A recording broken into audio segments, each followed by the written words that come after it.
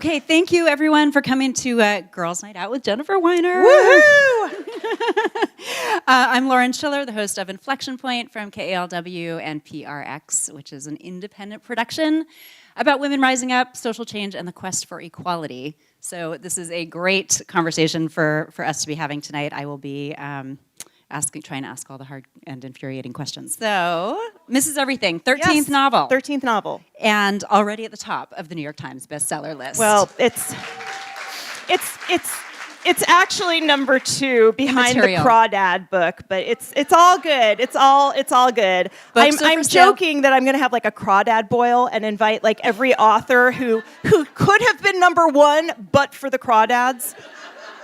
Our numbers are legion. Like seriously, like it's just the fucking Crawdad book. I don't know. Has anyone read it? Is it good?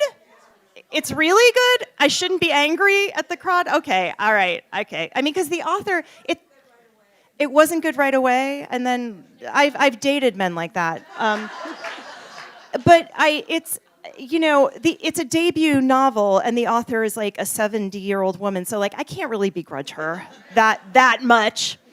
But yes, but thank you. I worked at a restaurant called Crawdads. Seriously? I did. And you want to know what the motto was? No. You what? Don't? Does anyone else? Yeah. What was it? Suck the heads, eat the tails. Okay. I still can't feel my middle toe from the high heels I had to wear as a hostess. And that was like 25 years ago. Anyway. Anywho. Okay, Mrs. Everything. Yes. It is, it's an authentic, beautifully written story about two sisters, and it spans from the time they were kids in 1951 to the night of the 2016 presidential election. Yes. You know the one? Yes. And it does take a little foray into 2022. Yes, so. I skipped over the bad part. Just kind of, we go from like the silvery balloons cascading from the ceiling and the character looking at the television set and thinking everything is going to be better in the world that she's leaving her daughters and her granddaughters. And then we skip to 2022 because I couldn't handle the in-between. Yeah. I couldn't. And it was it's very serene and apolitical in 2022 in your book. Yes.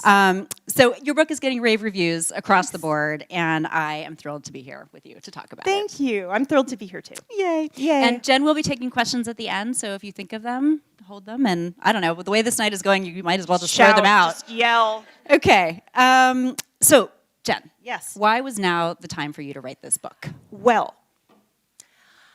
it wasn't the book that I set out to write. I wrote Hungry Heart, my memoir, and I, voted in 2016 with my daughters in the polling booth with me, completely believing that we would have our first female president, and I didn't even wake up the next morning. I think I stayed up all night. I was watching the returns, and I just couldn't believe it and couldn't believe it and couldn't believe it. And after the election, as someone who writes lighthearted, breezy, beachy. I mean, definitely my books deal with issues and they have some substance and they have some heft.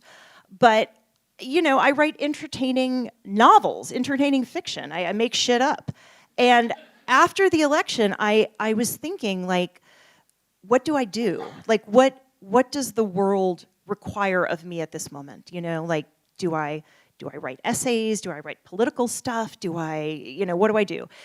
And what I decided I needed to do was to write a dark dystopian set in the near future in a world where abortion and contraception were legal and you could go to jail for seeking them out. In other words, Georgia. It wasn't Georgia yet, but it just turned into Georgia very quickly. And so I set out to write this book that I was going to call The Believers, and there was a woman on each side of the abortion debate. There was an anti-abortion activist who was trying to figure out what to do with herself now that she had achieved her life's aim, and a Planned Parenthood nurse practitioner who was continuing to provide women with health care in defiance of the law. And I worked and I worked and I worked and I wrote and I wrote and I wrote, and I must have thrown out hundreds of pages. I just could not make it work. And I think that in retrospect, the novelist Tayari Jones talks about novels have to be about people, not problems, right? And I think that that was a book that was about a problem and the people were secondary, and I think that you could really feel that on every page. So I put it aside, and I was thinking, what do I do now? And in the back of my head, I'd always had this desire to write a big, sweeping, historical novel, something that spanned not just one woman's life, but, you know, generations, really. Susan Isaacs is one of the novelists I love, and she wrote this book called Almost Paradise. That's one of my favorite books of all time, and it's about this couple, this marriage, but you meet the wife's parents and the wife's grandparents and the husband's parents and the husband's grandparents, and you see all of the forces in their family and in their history and in the country's history that has made them who they are, right? I wanted to write that kind of book. And I wanted it to be my mother's story, a version of my mother's story. So my mom, Fran, as some of you guys might know if you've read Good in Bed or you've followed me on social media, my mom grew up in Detroit in the 1950s, went to the University of Michigan in the 1960s, married a man, as you did back then, and moved to the suburbs of Connecticut, had 4 children. I'm the oldest.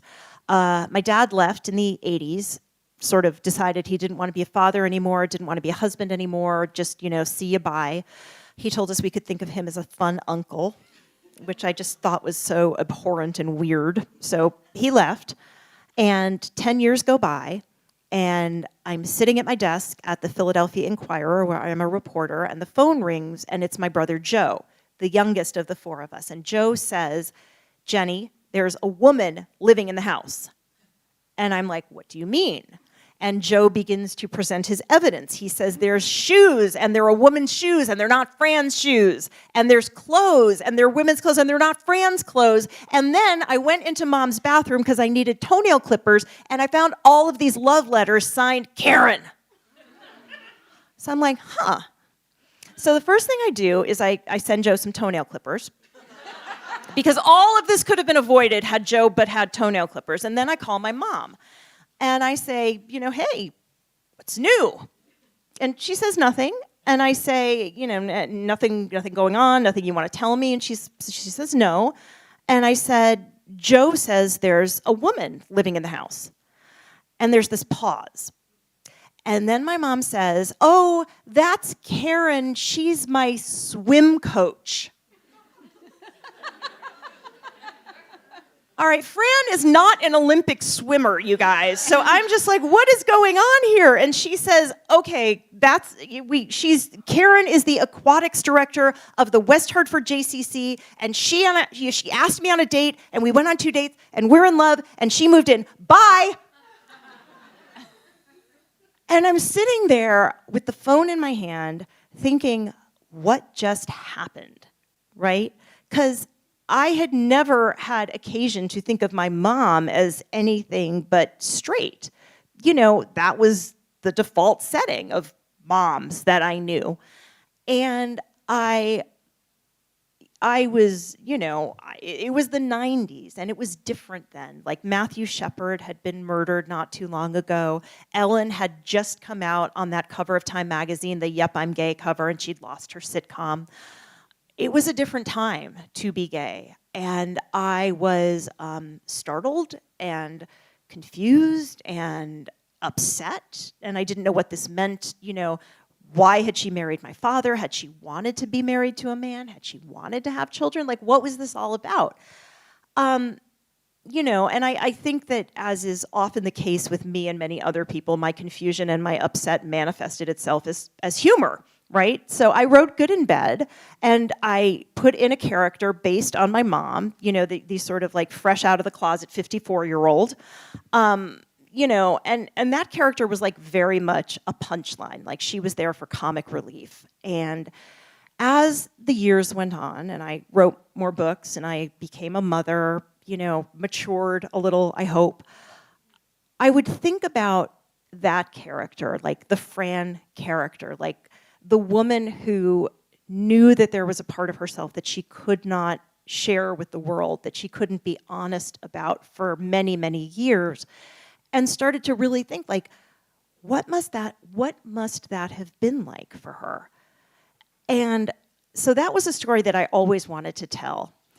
But I was hesitant to do it because I thought, like, okay, if I write about my mom, and I know I'm going to give the character a sister because I'm interested in sisters, and that's going to let me sort of talk about women's roles and the different paths that women can take, is that story big enough, right? Like, is that going to say the things that I want to say at this moment in America right now?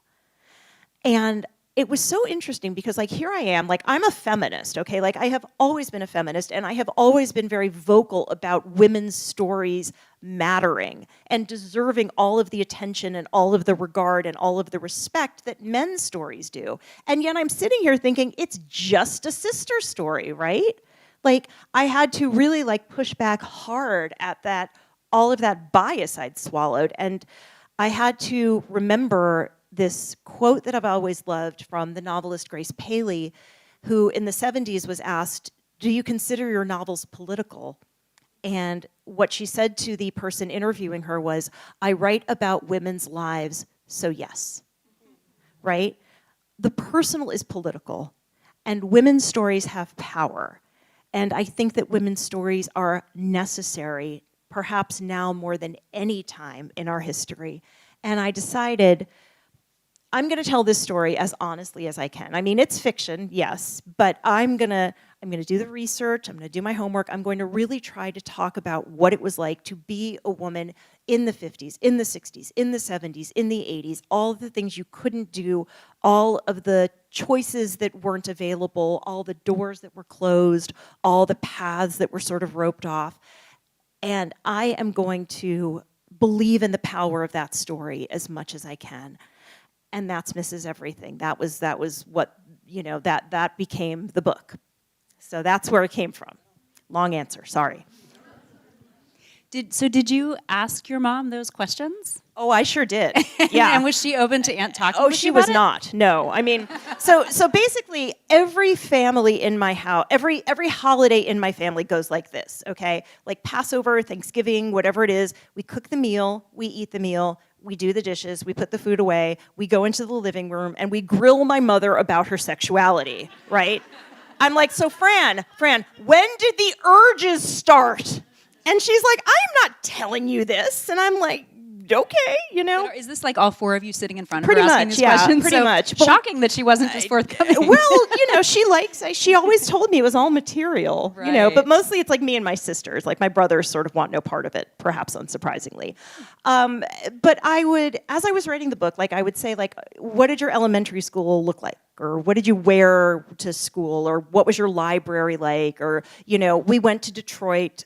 She showed me the house she grew up in. She showed me her elementary school and her library and her high school. And every once in a while she'd be like, Jenny, why are you asking me this? And I'd be like, oh, no reason, you know. And eventually I'm like, I'm writing a book that's set in Detroit in the time when you grew up. She's like, what is this book about? Like, sisters, you know. But I mean, I obviously I had to let her read it eventually, and she did.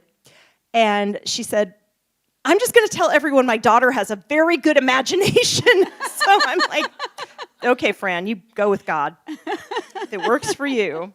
Well, let's talk about the sisters in the book. So Yes. they're named Jo and Bethy, and Jo is essentially Jo your is mom. Jo is Fran. Jo is I mean, Fran. Jo is my version of Fran. Like, I shouldn't say she's Fran. She's my imagining of a Fran-esque character. Okay, and Bethy is her younger sister. Bethy is the good girl. Bethy is the one who follows the rules and conforms to society's expectations of what girls should be and what they should wear and what they should be interested in, what they should want.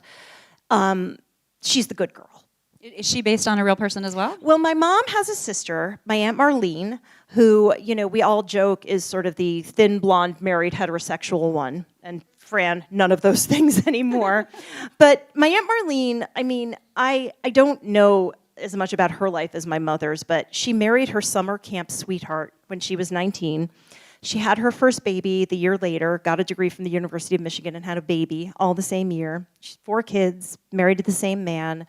So I would say that her life certainly looks more conventional than my mom's does. But, you know, what happens in this book is, like, I've set up these sort of two archetypes, right? The rule follower and the rule breaker, the tomboy and the good girl. And they sort of swap places at certain points in the book, where the character you think is heading for this sort of unconventional bohemian life ends up married in the burbs. And the character that you think is going to end up married in the burbs ends up in a commune in Georgia doing a rebirthing through a pillow fort vagina. So, you know, yeah, splinters in bad places. But, you know, and they both sort of end up suffering in certain ways. And one of the people that I was doing one of these events with said, you know, what were you trying to say by sort of having these terrible things happen to both of them and sort of putting them through the ringer? And I said, you know, really simply, I wanted to say that no matter what path we as women take, no one gets out unscathed. No one gets out unharmed. The odds are stacked, and they are never in our favor. And the world hurts women, no matter what. Like, there's no way to, quote unquote, do it right. You know, and whether you're a whistleblower or you're somebody who pushes back immediately, whether you try to conform or you try to resist, it seems you get hurt.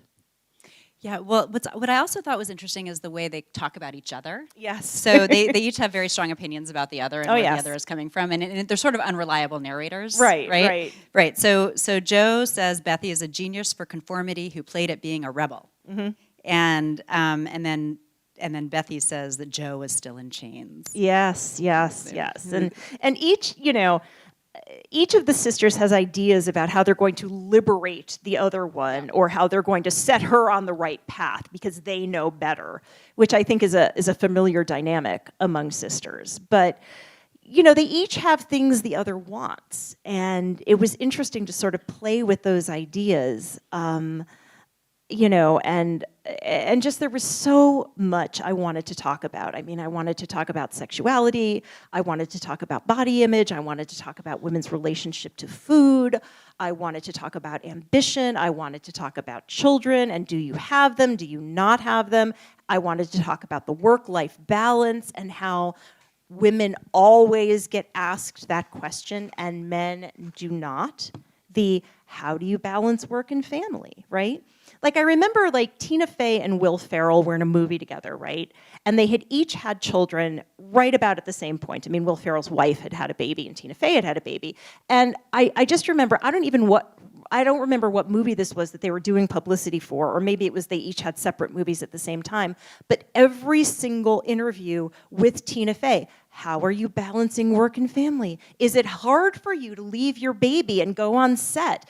Do you miss your baby? Who's taking care of that baby? You know, is it terrible for you to be away from that baby?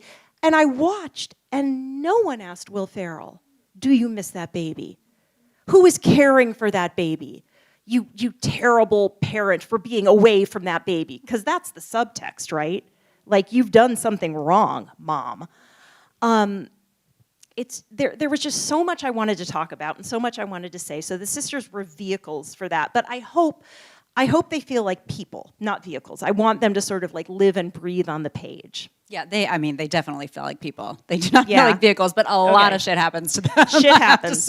Shit goes down. But it made me wonder, we sort of don't want to spoil the things that happen in the book, right? But a lot does happen, and a lot of, I'll put it in quotes, choices are made and directions are gone that are not actually choices. They're sort of driven to because of the society that they live in the decades that they're living in. Right. And the question that it made me ask is, you know, as we think of ourselves as beings with free will and agency to the best that we can have it, that who is really making women's choices?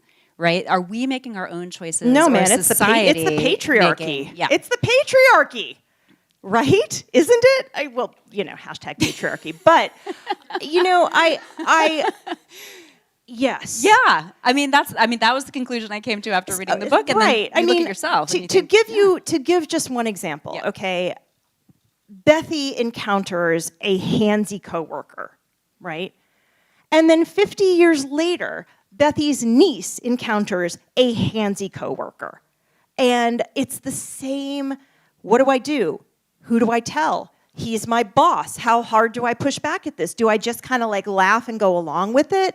Is there a way to make him accountable for his actions? What do I do if he goes after another woman in the office? Is that my responsibility? Like,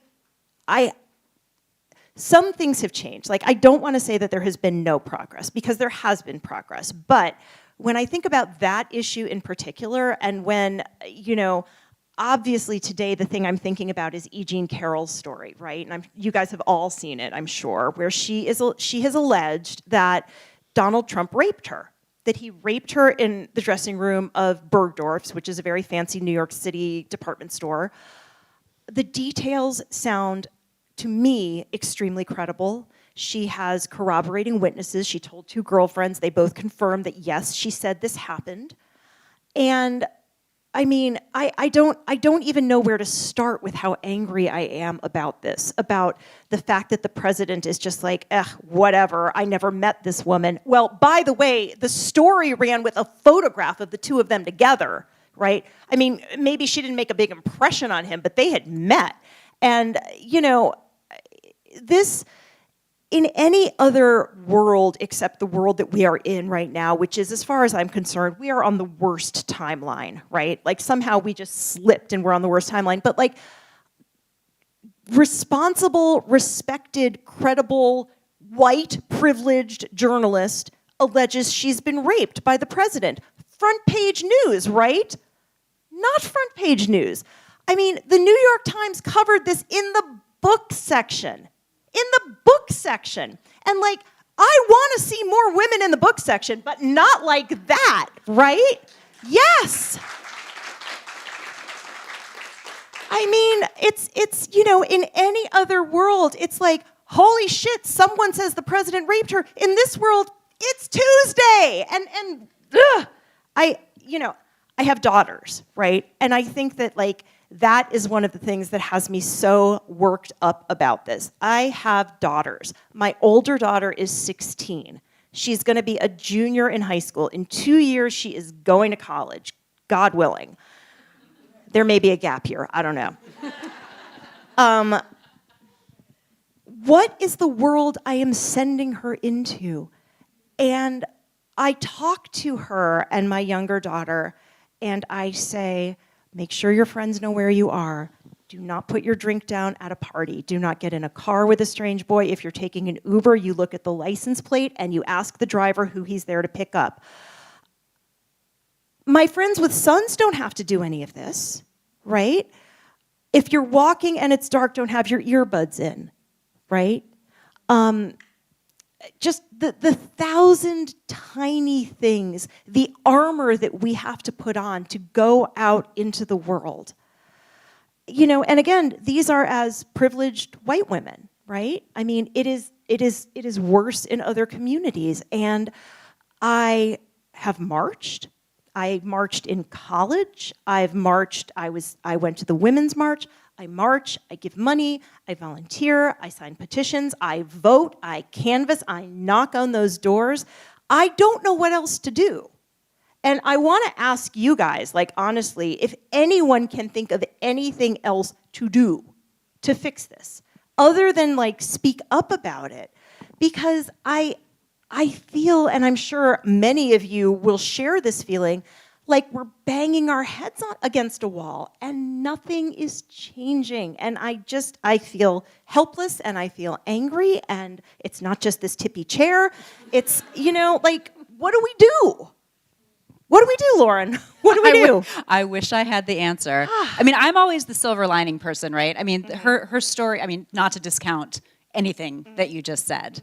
But I actually just attended an event the other night that was a pro-abortion event. Mm-hmm. They were trying to raise money to support in the states where it's become, you know, basically about to be illegal. Right. And someone got up and said, you know what, we actually have made more progress than we've slipped backwards. And so when I look at what you document in the book, essentially what these women have gone through, I mean, we are actually better off.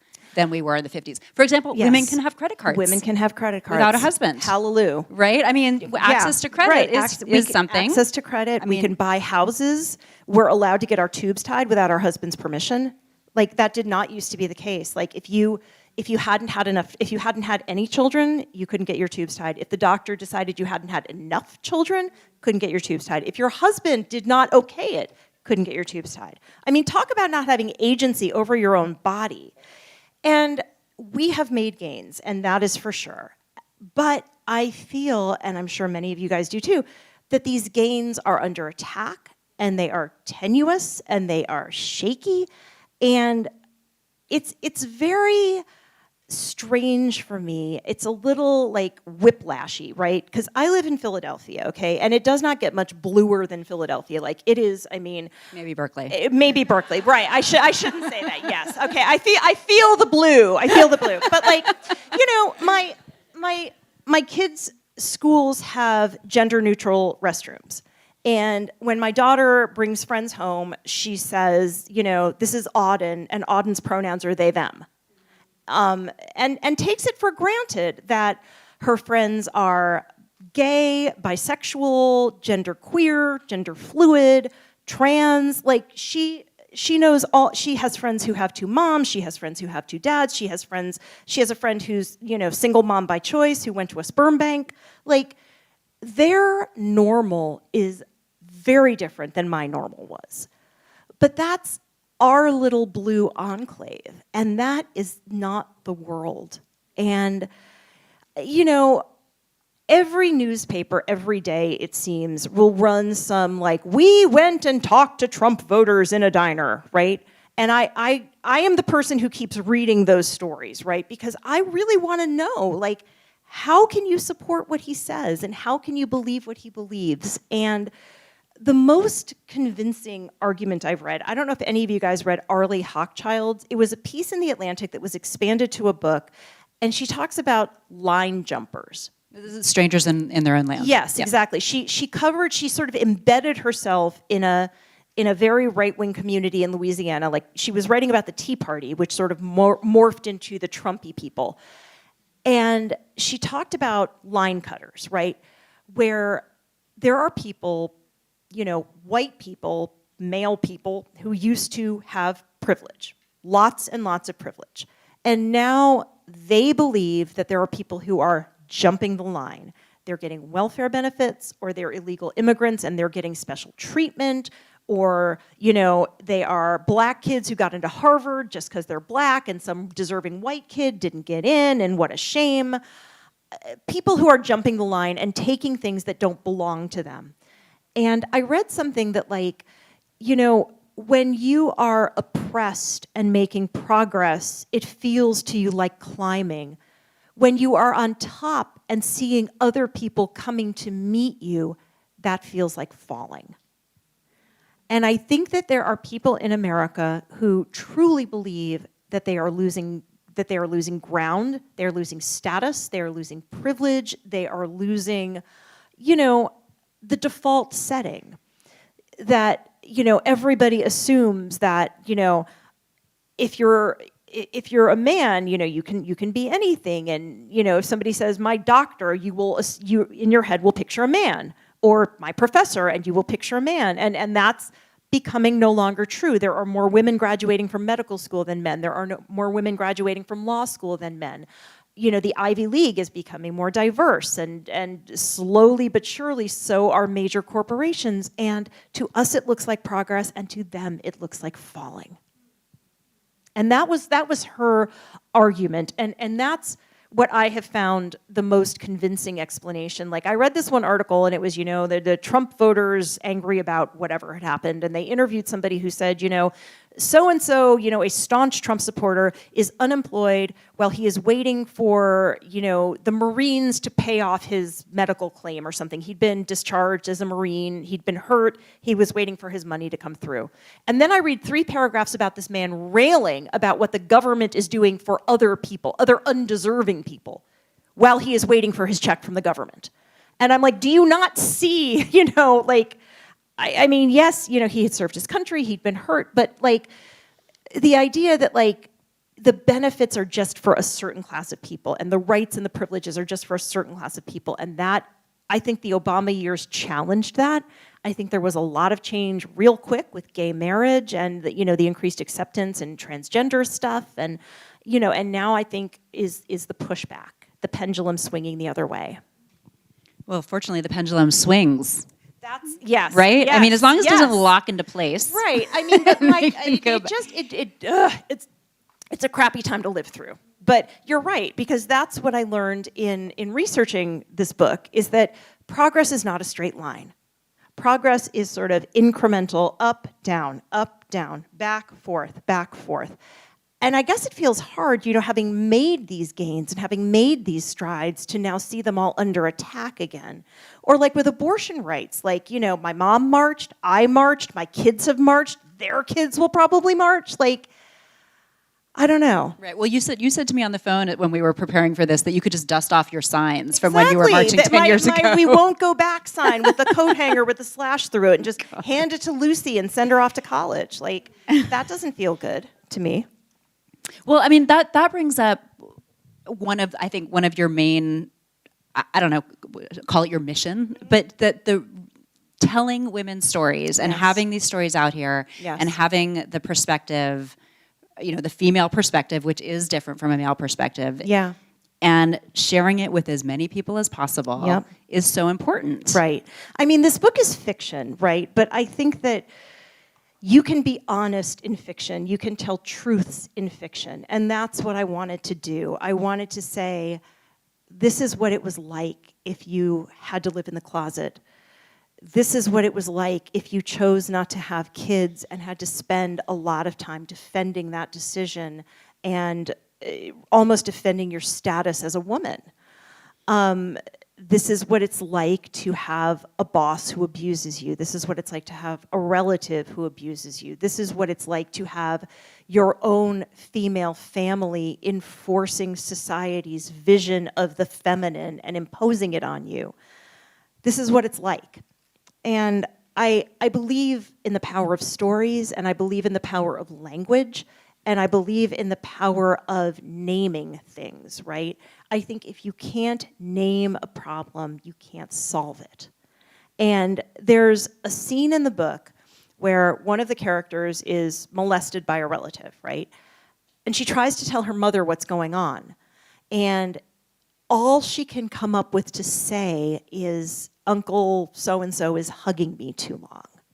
She doesn't have the words for what's happening or how it makes her feel, or even like what body parts are being hugged too long, really. And her mother, who's been widowed, who's trying to support this family, who's being pulled in a million different directions, brushes her off and says, what are you talking about? That doesn't sound like much to me. And it's not until her sister comes back from summer camp and is able to sort of suss out what's really going on and to rescue her.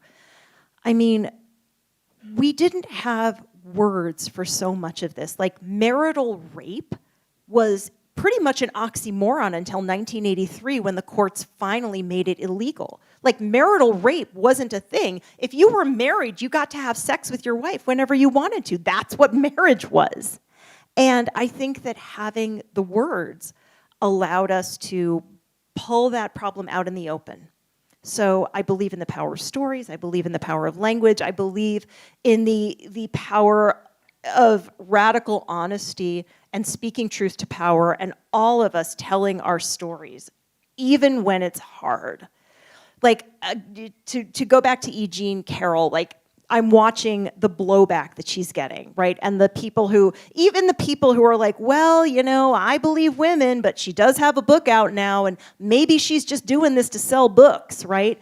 And I'm like, okay, let me tell you, as somebody who is on a book tour trying to sell books, that is not how you're gonna get your sales up, by like making a false rape allegation. Like, show me the woman who has ever gotten rich or famous by accusing someone of rape. That's not what happens.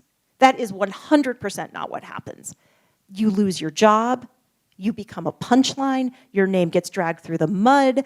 I mean, there, I'm sure, are people right now combing through every minute of this woman's history and trying to find men who are like, oh, she'd get drunk at parties and she got wild, and somebody's like, oh, she flirted with him once, she must have wanted it. Like, that's what we do to women who tell the truth like that. And there's, you know, why didn't she come forward sooner? Well, let's think about what happens to women who come forward. Like, do we believe them automatically? Do the crimes get redressed automatically?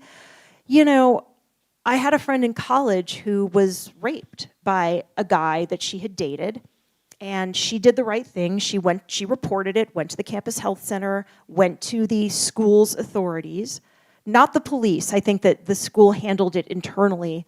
And what the school decided to do after careful consideration and lengthy deliberation was to put this guy in a different dorm. And this was 1990, I think.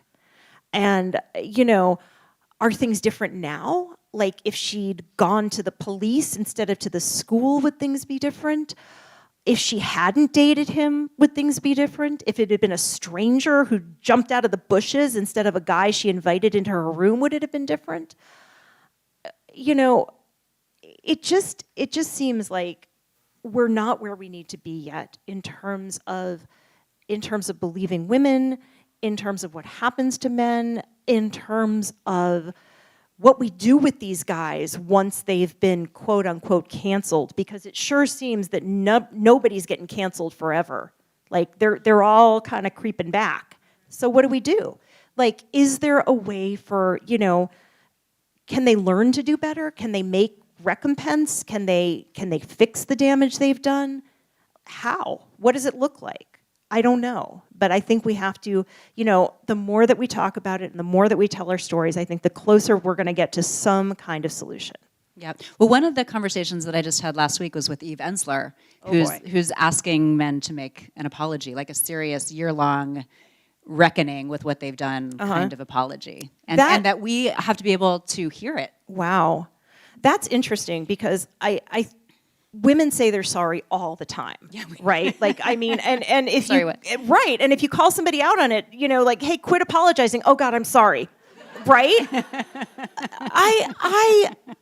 I mean, I don't think men are socialized to say they're sorry, and I think a lot of the apologies are like, well, I'm sorry if, you know, if you felt some kind of way.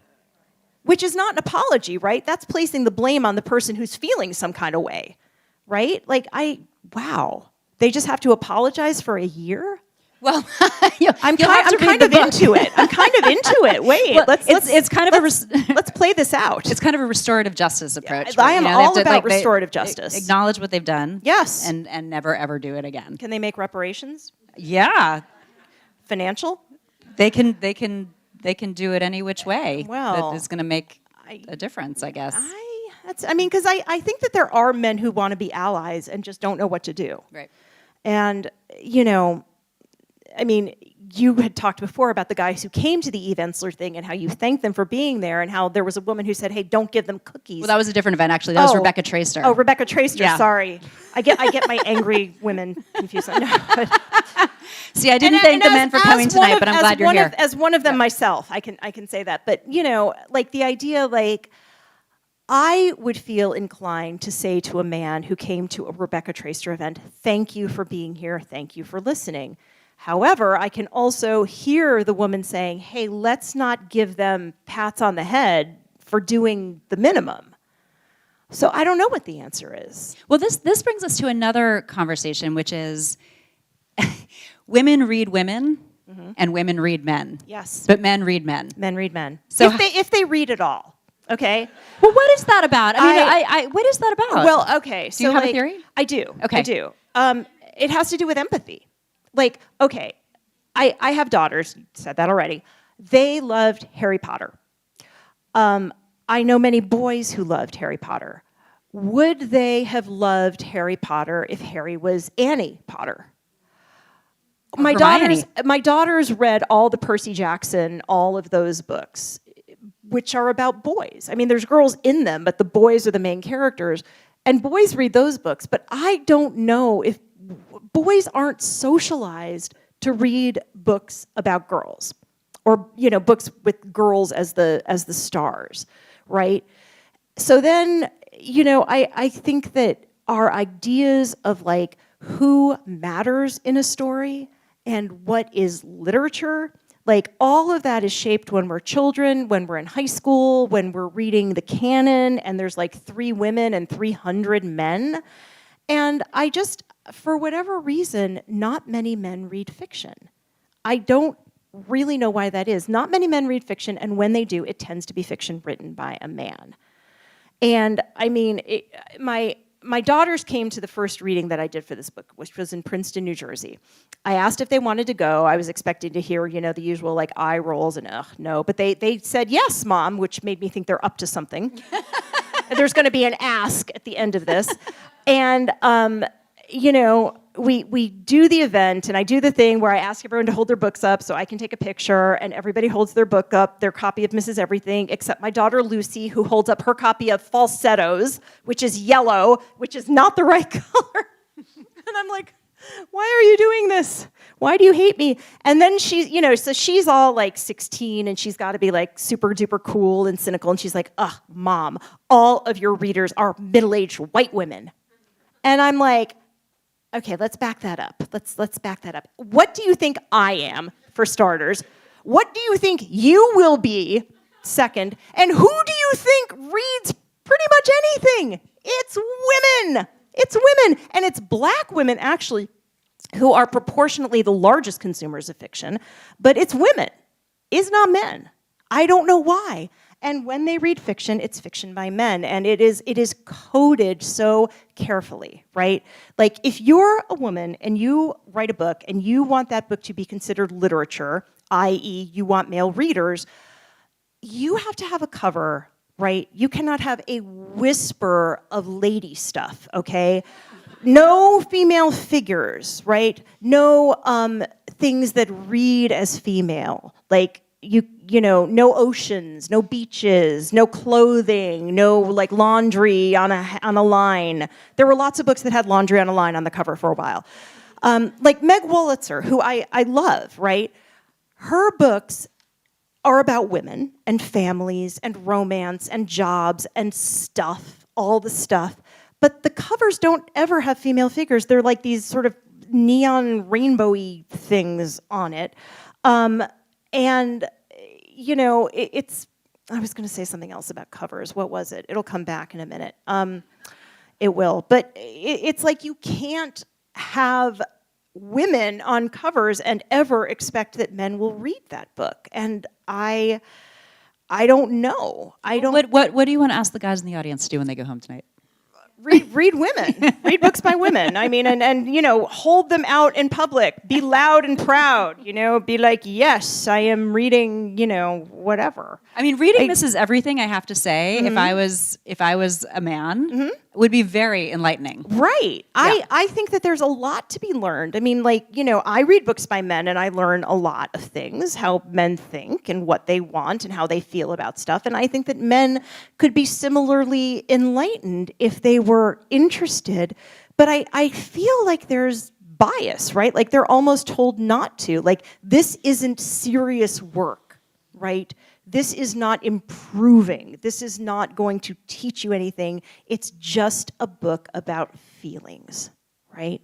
And when a guy writes a book about a family, it's hailed for its emotional brilliance and its sensitivity and its range and its reach. And if a woman writes a book about a family, it's called domestic and lapidary, which is a fancy word for small, and jewel-like, and I mean, forget it. Like, men won't read it, which kind of, I mean, from a marketing perspective, doesn't really matter. Like, I can tell you that my publishers are not tying themselves in knots to get men to read my books because they sell real well with just women, right? So it's like, what do they want to put a gun on the cover and hope that guys will buy it?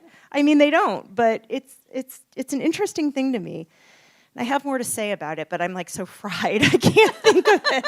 I'm like 50% hairspray and like foundation at this point. Like, I don't even know. Well, let's do a time check. How much time do how we are have? we doing? Questions. Oh, questions. Questions. Okay, I have one question that I have to ask you. Ask me. There are some seriously graphic sex Oh, scenes in this Jesus. book. Oh, I God, know, we you're have not to getting talk out of the about room them. without it. Oh, I read the book. I don't know man. if everyone else read the book. How does anyone write a sex scene? They're How do not you easy. write a sex- okay. They're not easy. I was going to say hard, but that would have been a pun. All right, so But- how do you write a sex scene? I mean, well, I think the first question is why do you write a sex scene, okay? Because they're not easy to do, and it would be a lot easier to, you know, like Stan and Lacey gazed passionately into each other's eyes. Their lips met as the world blurred around them. And then the next morning, like Stan and Lacey are having eggs together at the breakfast table, and you've just sort of like jumped ahead. But you can't do that. And the reason you can't do that is because sex is a thing that people do. And it shows you who they are. Like, Curtis Sittenfeld, the novelist, is a friend of mine, and she says, like, you have to write sex scenes because, like, that's one of the places where people are the most who they are, is in bed, right? So perhaps the question then is, how did I write lesbian sex scenes that are sort of like imagining my own mother's sex life? That is my question. Right? So I don't know. Like, I think I'm a giant weirdo, basically. But I mean, the other thing is, like, I read a lot of Jackie Collins, I read a lot of Judith Krantz, I read a lot of Susan Isaacs, and those books had some pretty scorching sex scenes, let's be real. So, and I will tell you something else. Women had orgasms in those books. Like, right? Well-described, you know, orgasms. And I learned about pleasure and what I could expect when I began to have sex many, many years later. I was a huge nerd. But when I started having sex, I was just like, I'm going to have an orgasm because I read Shirley Conran's Lace, and I know that I should, right? So I feel responsible to the future, right? To the girls of tomorrow. I read the sex scenes. Yes. Yes.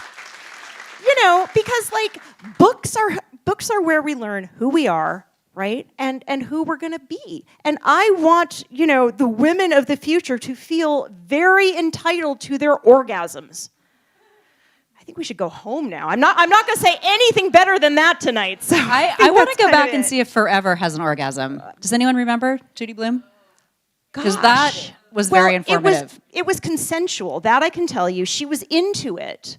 And I think that she had orgasms masturbating, but maybe not with the guy. Does anyone read for, yes? Am I right? I'm right. Okay. Yeah. Not that I read Forever obsessively. But we digress. Over. So you just used your imagination to make the lesbian sex scenes? Yes, I did. And I also felt very informed by your book. From that standpoint. I'm glad. You and Judy Blume. You know, Thank this is why I'm here. Listen, your pleasure is my business. That did not sound right. That sounded wrong. TM. That sounded very wrong. Very wrong. All right, what else you got? Should we ask Let's people? open it up. Do people want to know things? Do we want to take a mic out? Or you can just yell. It's, you know, we're a small intimate crowd. Oh, we're recording. Okay, I forgot about that. We got technology. Probably tone down the cursing. Who wants to go first? Raise your hand. All right. Yes, right there. So I'm wondering if you could just expand on the topic of men's literature versus women's, and men being recognized for literary prizes. I think you wrote a New York Times op-ed about that. One or two.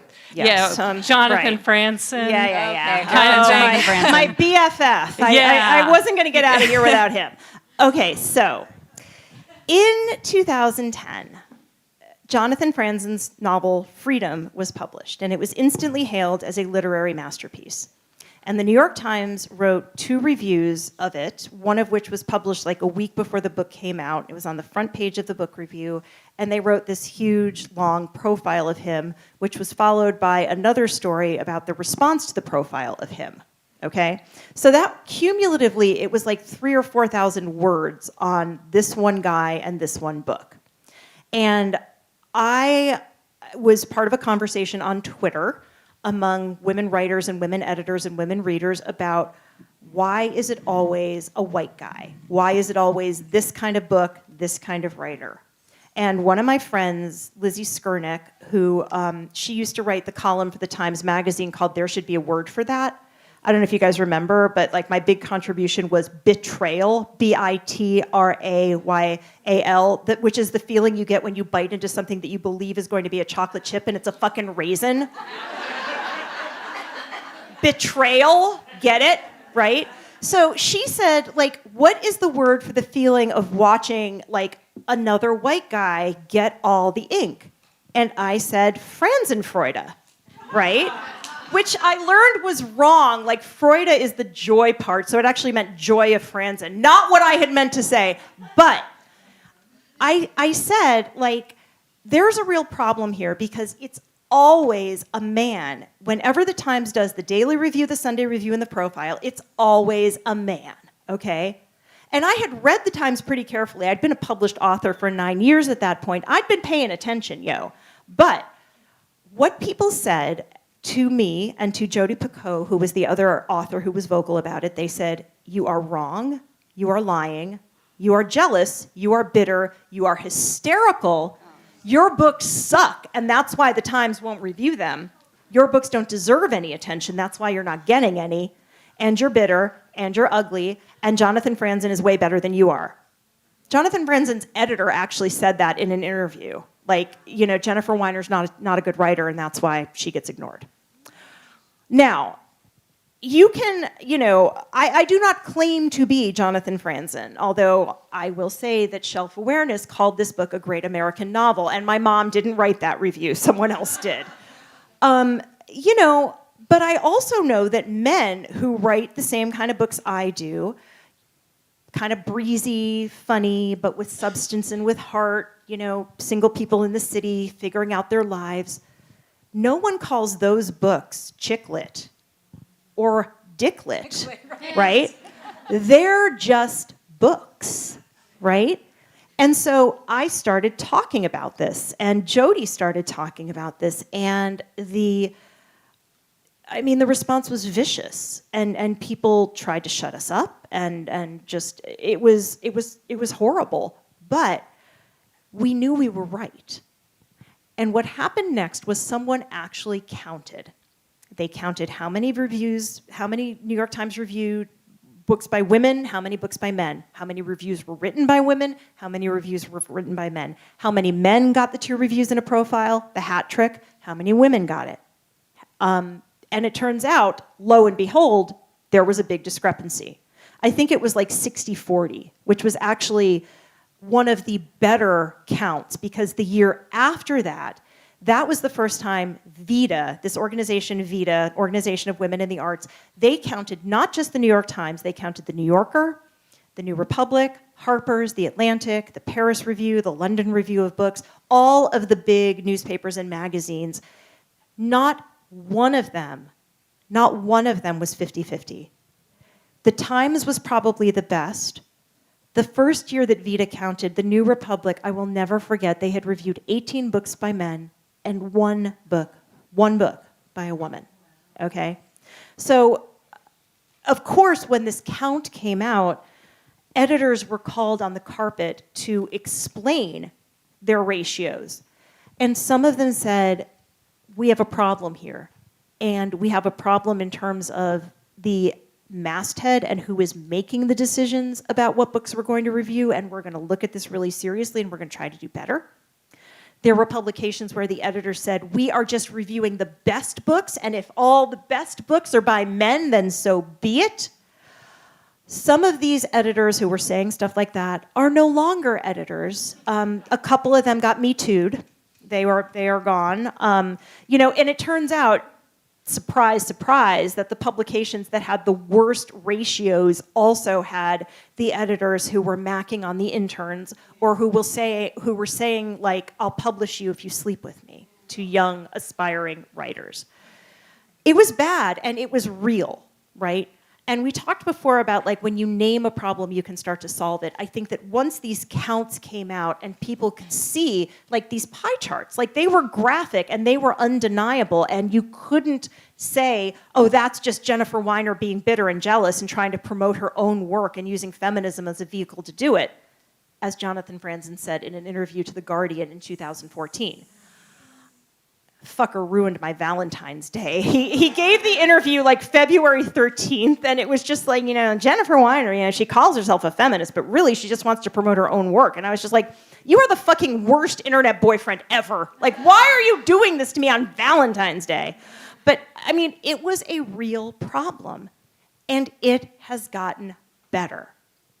The New York Times Book Review is now edited by a woman, right? The numbers have improved. They are reviewing romance, which they never did. For years, they just ignored it. They reviewed mysteries, thrillers, horror, science fiction, Stephen King, Dan Brown, all those guys.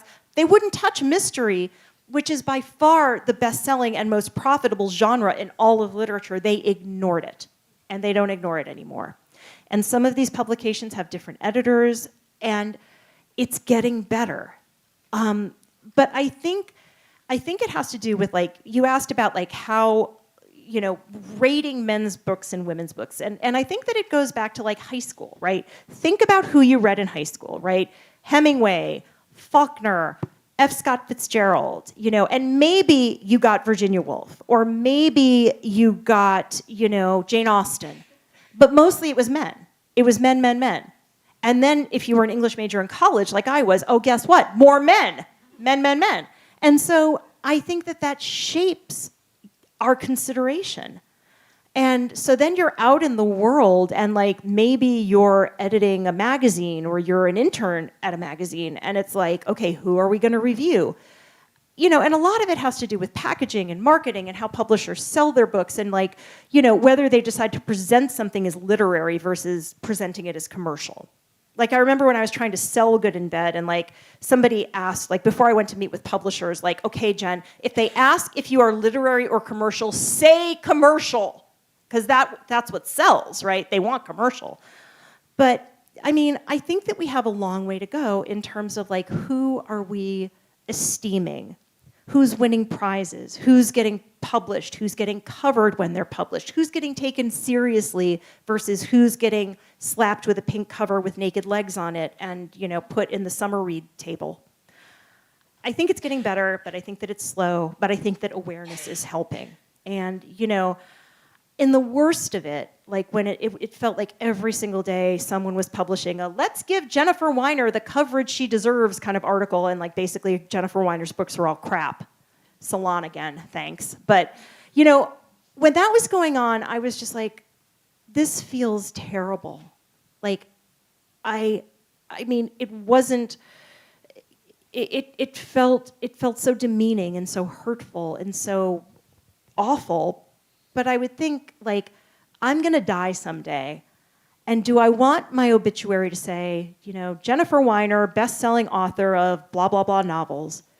Or do I want it to say, Jennifer Weiner, best-selling author who was vocal in the quest to get more coverage for women writers? And I decided it's the second thing. And even if this hurts and even if this feels like crap. So, thanks. Yeah. Thank you. Because I think it is getting better. Do you know if any publisher is doing what they're doing with the symphonies now, which is blind auditions?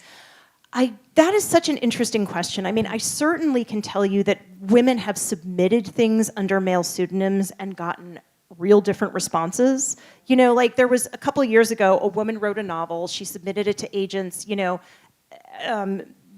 the same query letter, the same agents, some of it was signed with her name, some of it was signed by a male name. As her, she got 3 requests to see the entire manuscript. As a guy, she got 20. So I don't know that publishers are there yet, but it's, quality is quality, right? And it shouldn't matter who wrote it any more than it should matter, than the gender of a conductor should matter. But I don't think they're there yet. We have another question? Hi. I was wondering, in the time since you wrote your first book, whether, how long ago was that? 2001, my first book. Yeah. So I was wondering, in that time period, whether you felt like you were able to talk about feminism now in a different way than you were then, and whether the culture has allowed you to kind of be more explicit and say, here's the problem and it is patriarchy, rather than, the kind of hedging around it that I know that I used to do.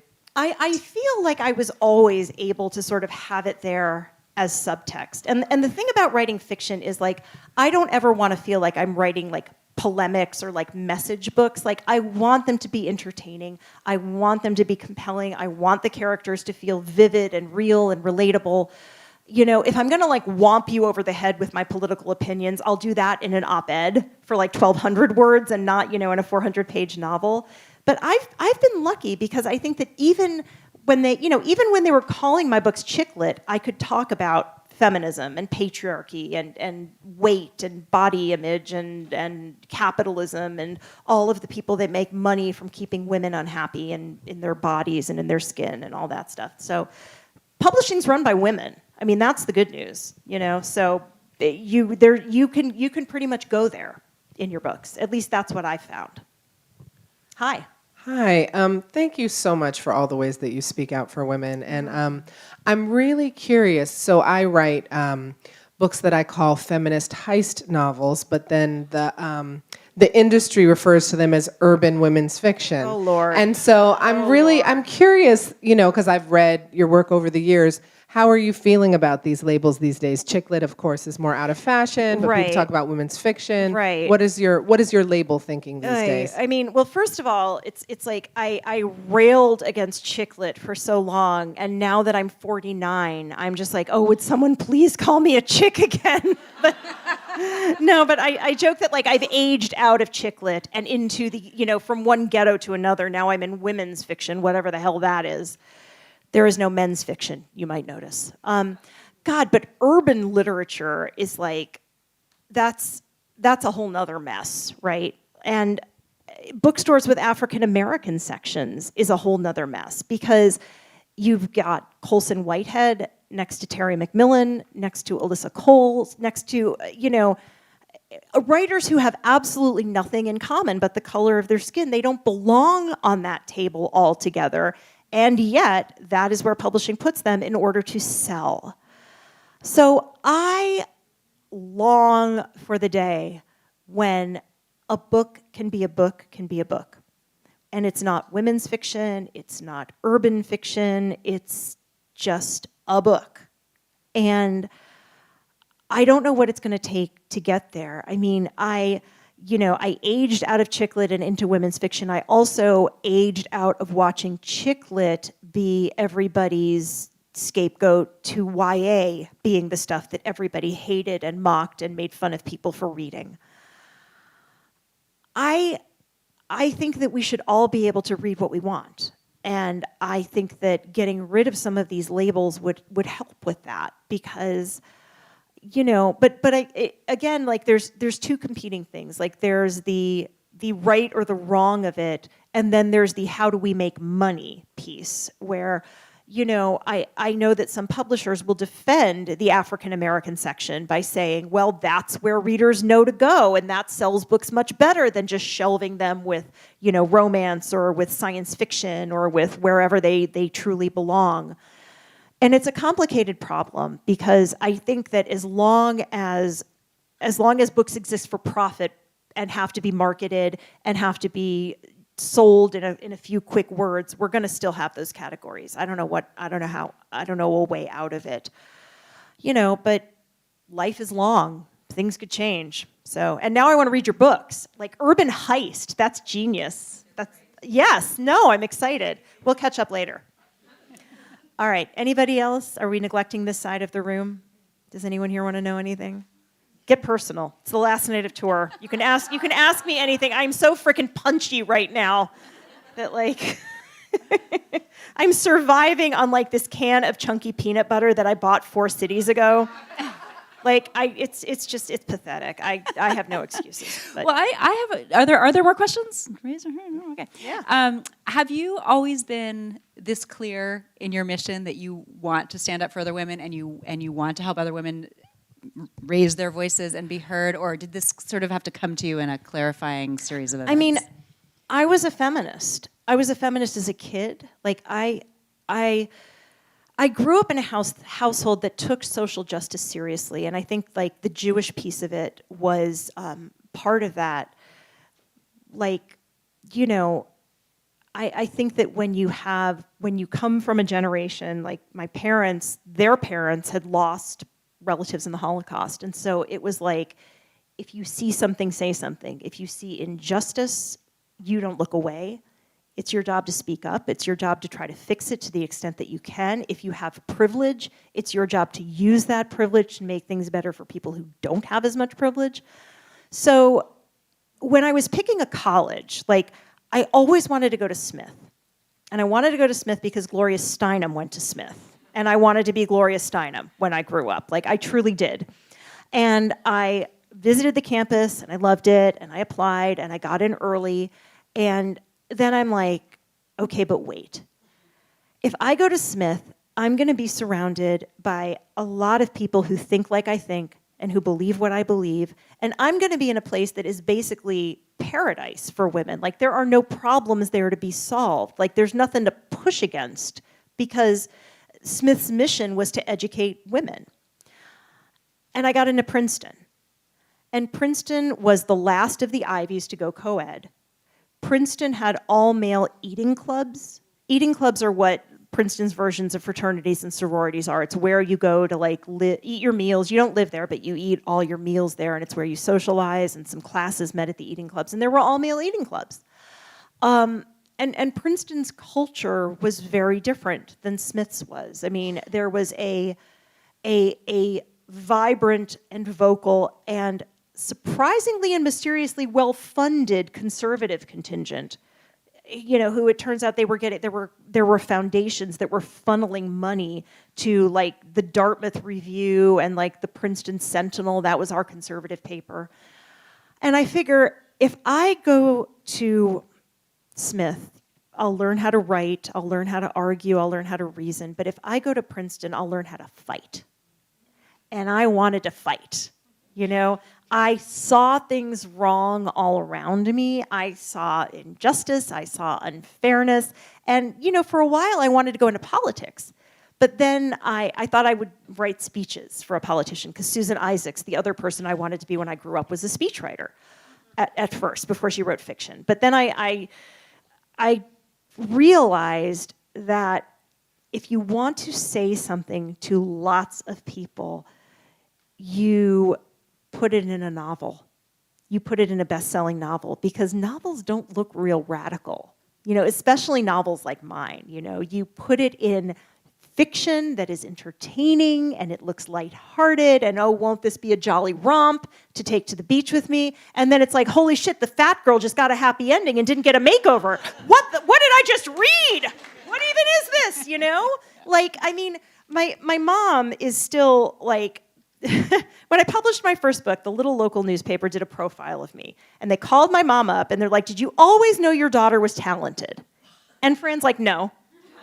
She's like, no, I didn't. And they're like, did you always think she'd be a writer? And my mom said, I thought she'd be an academic, right? Like, my mom still is sort of like, I just thought you'd be a professor. And I'm like, but if you want to say something so a lot of people hear it, that's when you write a novel. That's when you sort of take all of the messages and the truths that you want to convey and the hard-won wisdom and all of your wishes for the future and for your daughters and for everyone's daughters, and you put them in fiction. And if they call it a beach read, that is okay. That all that means is that some more people gonna get radicalized at the beach. So, fist in the air. All right. Well, thank you so much, everyone, for coming out tonight. So great. And I'm going to sign everybody's books after I take a moment to freshen up. Is that the deal? Okay. You look amazing. No, you I don't gotta need to do freshen. that. All right. Thank you to Women Lit and the Bay Area Book Thank you, Festival. everyone. Thank you, Jennifer Weiner. Yay!